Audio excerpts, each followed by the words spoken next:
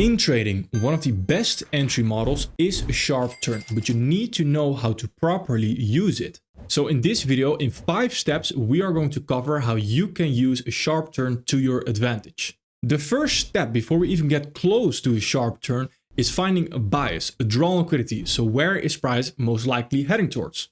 Here on CHF-JPY, where I personally also took a trade, which I'll show you in a little bit, we can see that we have a weekly fair value gap right there continuing lower. Off of that weekly fair value gap, it seems like we are respecting that with a long wick at the top. From that, we can potentially continue lower. That is the first step already done. We can continue lower. Second step is when you find a direction where price is most likely heading towards, find a fair value gap towards your bias. So here we can potentially be bearish. Now I want to go down time frames because on the weekly we don't have a new fair value gap just yet. And I want to find a new bearish fair value gap. So I go onto the daily. On the daily right here, we see a very small fair value gap right there, which we can potentially continue lower from. So overlapping with this order block right there as well. Now this right here creates a context area. And a context area is the premium array where you are expecting lower prices from, is where you can go into the lower time frame potentially to look for your trade ID. But until when can you actually look for entries? You can look for entries until we reach the first opposing discount array right there. This area from that premium array towards that discount array right there, that creates a context area. In that area, you can safely go down time frames to look for your entry. If we go down a singular time frame right here on the 4 hour, then on the 4 hour, once we come into that daily premium array right there, that line, we see right here that coming into that premium array on the 4 hour, we actually have a fair value gap pushing into that. And then after a while, once we sweep these highs right there, we create a fair value gap going out of that. So a fair value gap actually going lower right there. This creates a fair value gap into the premium array and a fair value gap out of the premium array. That is the definition of a sharp turn. Now there's different types of sharp turns because this is just one example of a sharp turn. There are good sharp turns and there are also bad sharp turns. And I'll cover them all. All the sharp turns start with a PD array that we are either going higher off of or lower off of. A sharp turn in the middle of nowhere, so for example this right here, you could label this as a sharp turn, yes, but it's not coming off of any significant premium array. So that is not a sharp turn where you want to actively look for a trade ID. There needs to be first step bias and second step, there needs to be a fair value gap towards your bias. So here, if we want to continue lower and we still have this as our bias, then what is now a fair value gap pushing towards that bias? Well, this 4 hour fair value gap right there. Where off of that 4 hour fair value gap, we create new context where now the first discount array that we are actually approaching is this previous candle low right there. That creates again a new context area. Now, if we go down another time frame, then on the 1 hour time frame, we see that we are again creating a new fair value gap lower. So again, in the direction of our overall bias. Right here, we create a 1 hour fair value gap right there lower. Funny thing, off of this 4 hour fair value gap right there, which we were expecting lower prices off of, we also create a new sharp turn where we have this 1 hour fair value gap right there higher and 1 hour fair value gap lower, fair value gap in, fair value gap out. The fair value gap in is ideally in the most recent range. So what is the range? If we're talking about a bullish range, we are talking about swing low towards a swing high. If we're talking about a bearish range, we are talking about swing high towards a swing low. So this right here is the most recent range from this low right there towards that high. That range is the cause that we push into this 4 hour fair value gap. In that range, we have a fair value gap sitting right there. Why do we want to see a fair value gap going against our initial bias? Well, that is because in the market, fair value gaps are used to show intention. And when people think fair value gaps are shown as intention, that can also, of course, be used against us as manipulation. Where during a sharp turn, fair value gaps are first used as manipulation to then show the real intention. Why is that happening? Well, we are simply trapping people towards the wrong side of the market right there to use their liquidity to then get involved on the opposite side. That is exactly why sharp turns work so well. We first trap people and then we get the real intention in the market. But that's only the first part of a sharp turn, because now, of course, when we want to look for an actual entry, we need to understand the third step. And the third step is understanding time frame alignment. In previous videos, I have gone over different time frame alignments as well. When we're talking about a sharp turn entry model, the time frames need to be closer to each other. Why? The PD rate that you are looking to confirm has a certain time frame. So right here, let's take this 1 hour fair value gap right there, where I actually took the entry. Then that PD rate, where we can continue lower off of, is on a 1 hour time frame. Inside that premium rate, we will look for a sharp turn on the lower time frame. The closer two time frames are to each other, the less confirmation you are going to need and the higher probability the confirmation is also going to be. So for example, if we have a 1 hour premium rate that we are looking to confirm on the lower time frame, then the further the entry time frame is going to be from that 1 hour time frame, the more confirmation you are going to need. So the closer the PD rate time frame and your entry time frame are to each other, the less confirmation and the higher probability your entry confirmation is going to be. So if we have a 1 hour PD rate right there, and we are looking at a 1 minute sharp turn, that's not quite enough. Then we would need another fair value gap lower instead of just a sharp turn. But if we're looking at a 1 hour and a 5 minute fair value gap, 5 minute sharp turn, that is going to be enough. Then of course, if we're looking at a 1 hour premium rate and then a 15 minute sharp turn, that's going to be even higher probability than the 5 minute sharp turn. But 15 minute sharp turn of a 1 hour premium rate, you might sometimes miss the move because before we get the sharp turn, and before we are outside of that context area, first discount rate right there that we will reach, we might get the 15-minute sharp turn quite late. So time frame alignment for a sharp turn is a general rule of thumb. And again, you can always go up in time frame to get more confirmation. For example, off of that daily fair value gap that we had marked out earlier, I went into the 4 hour for a sharp turn because I want more confirmation. If you're just starting out and trying to master sharp term entries, then there's nothing wrong with more confirmation. But there's a whole lot of things wrong with less confirmations because that's when you get burned. That's when you're going to blow accounts. So third step is understanding the time frame alignment. And the time frame alignment is the following. We have monthly PDRA. I want to look for a daily sharp turn. Weekly, 4 hour. Daily, 1 hour, 4 hour, 15 minute, 1 hour, the 5 minute. And if you're looking at scalping, then for the 15 minute PD rates, I am looking at a 1 minute sharp turn. So before we dive into the lower time frame, let's retrace the steps. We have our bias. We have now a premium rate, fair value gap that we can continue lower from. So bias and a fair value gap in the direction of our bias. Third step, we understand the time frame alignment. So we understand into which time frame we should ideally go from now. Again, we are always looking to trade inside that context area. When we move outside a certain context area, I want new context to then look for a new entry again. So this 4 hour value gap that we had earlier right here had context from that premium rate towards this discount rate right there. Why am I using a previous candle low and not a swing low like I'm using in other examples? If there is a previous candle low, but also swing low directly followed, then I use the swing low instead. If there's only a previous candle low at this moment in time, then I use the previous candle low. That creates a context area from that premium rate towards that previous candle low. When we move below that previous candle low, context has been taken, meaning original entries that we had right there, I'm not interested in that anymore. I want new context. New context is found right here on the 1 hour. We have this 1 hour value gap, which we can continue lower from. What is the first discount rate that we encounter? That swing low right there. So this area right there is where I want to look for my sharp turn if I do want to take an entry as well. Third step is again that time frame alignment. So of that 1 hour value gap, I now understand, all right, I want to go into the 5 minute time frame. Now we're getting into the specifics because there's different types of sharp turns. As I mentioned earlier in this video with a quick sneak peek, a sharp turn is a fair value gap in and a fair value gap out. Now, oftentimes people mistake a sharp turn for a BPR. A BPR is a concept by ICT, which essentially is overlapping fair value gaps. So this, for example, is a balanced price range. That's a BPR right there. Now, a sharp turn is not a BPR. Otherwise, I would have named it a BPR.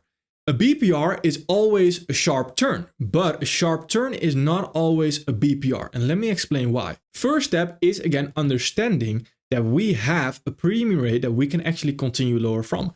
just trading sharp turns in the middle of nowhere without any context, without any bias, that's going to be so detrimental, and I see that mistake too often. The focus for a sharp turn. First step again, premium rate. Then we have a fair value gap in. That fair value gap in is ideally in the most recent leg right there. So this is a recent leg. We have fair value gap, we have manipulation into our premium rate. Perfect.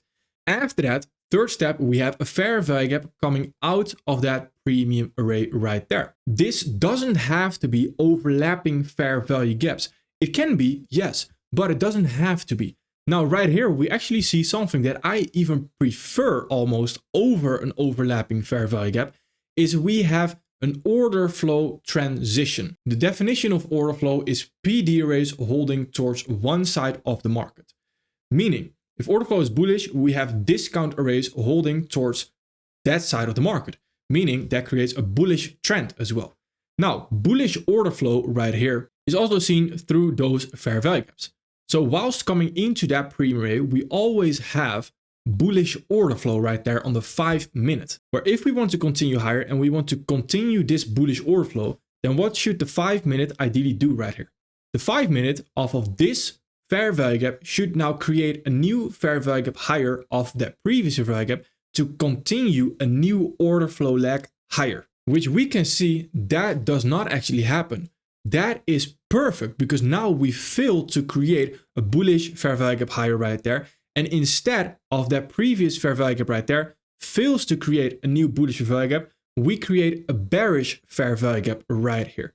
That is the first part of an order flow transition, which happens through a sharp turn as well, an ST as I like to refer to it. An ST is simply a sharp turn. When you have that visual order flow transition right there, that's arguably even stronger than just a sharp turn which have overlapping fair value gaps.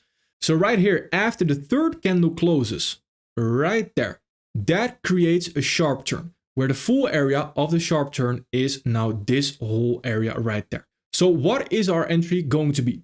Our entry is going to be determined by if the sharp turn right there and the bearish fair value gap, so the last fair value gap of that sharp turn, is a breakaway gap or a fair value gap. And the reason why we need to determine that is because we need to understand, are we actually going to retrace back into that fair value gap, or are we already going to continue lower instead?